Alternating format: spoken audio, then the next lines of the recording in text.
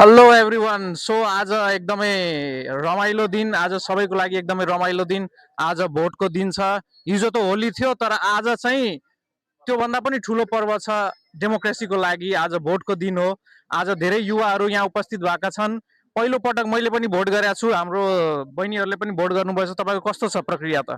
एकदमै राम्रो, यहाँ एकदमै शान्त तरिकाले भोट हुँदैछ, एकदमै व्यवस्थित तरिकाले। अनि हामी सबैले अहिले भोट गरेर आएको छौँ। अनि मेरो ड्रेस कोड हेर्दा पनि थाहा हुन्छ के को भोट गरेछ भनेर।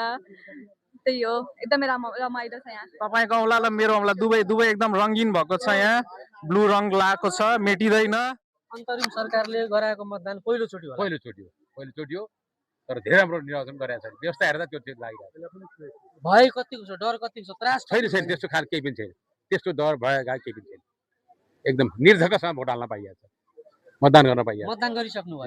गरेको छुइनँ मैले चाहिँ, मतदान परिरहेको छ। तपाईँ भोट हालेर आउनु भएको छ र अनि तपाईँलाई के उम्मिद छ त? अब भोट हालिसकेपछि त उम्मिद देशको उन्नति प्रगति हुन्छ भनेर उम्मिद छ।